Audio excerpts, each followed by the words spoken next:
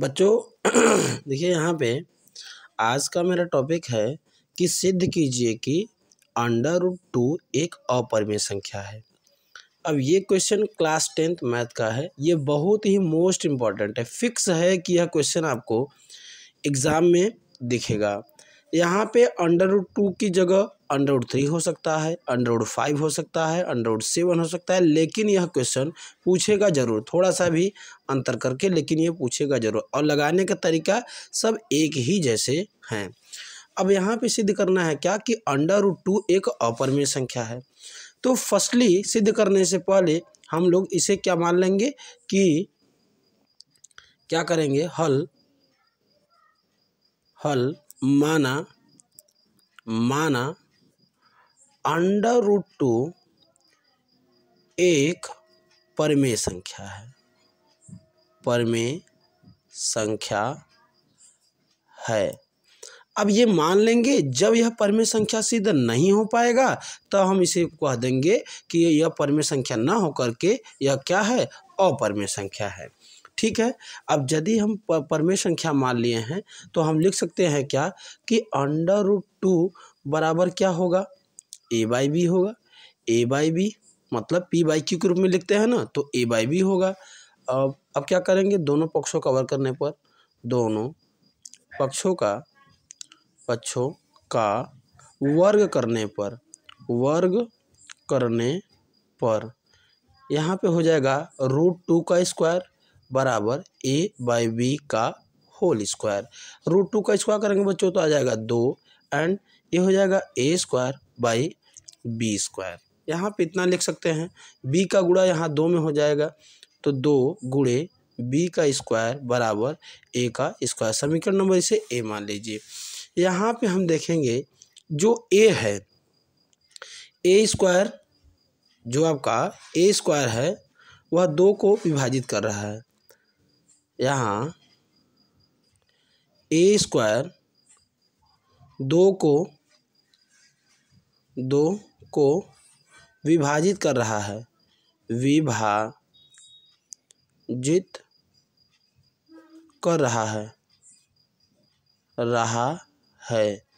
तो a भी 2 को विभाजित करेगा। इतनी बात समझ में आई।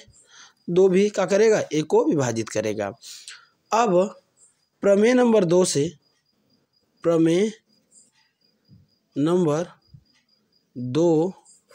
से क्या हो जाएगा, a बराबर हम मान लेंगे 2c, जहाँ c एक पूर्णांक है। c क्या है, एक पूर्णांक है।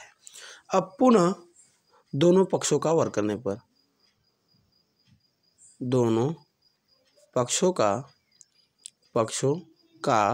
वर्ग करने पर अब क्या हो जाएगा बच्चों, यहाँ पे a का हो जाएगा a² और यह हो जाएगा 2c का स्क्वायर।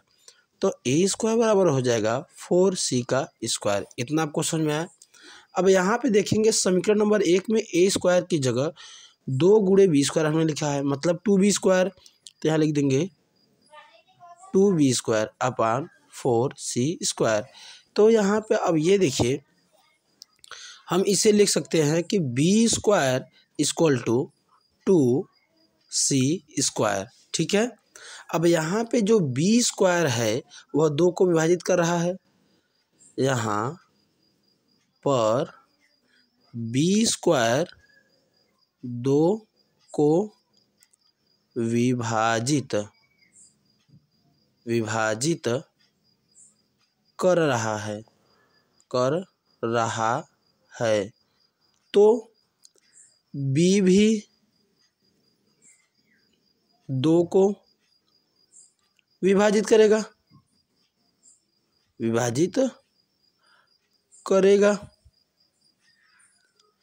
अगर बच्चों यहाँ पे देखें तो 2 को विभाजित a भी कर रहा था और 2 को विभाजित b भी कर रहा था। ठीक है। तो इस स्थिति में अगर देखा जाए a और b उभयनिष्ठ गुणनखंड 2 है। a और b का जो उभयनिष्ठ गुणनखंड हुआ, यहाँ पर ए तथा बी का उभयनिष्ठ गुणनखंड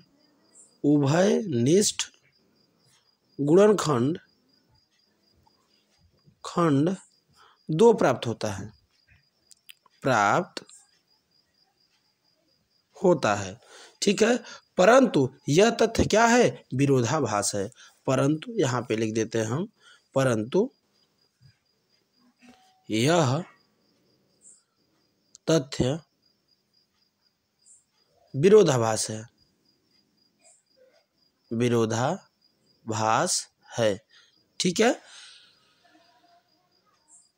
विरोधाभास है या विरोध करता है कि ए और बी के एक के अतिरिक्त उभयनिष्ठ गुणनखंड नहीं है।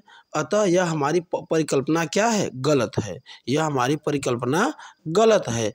तो हम कह सकते हैं अतः √2 अपरिमेय संख्या है, अपरिमेय संख्या है।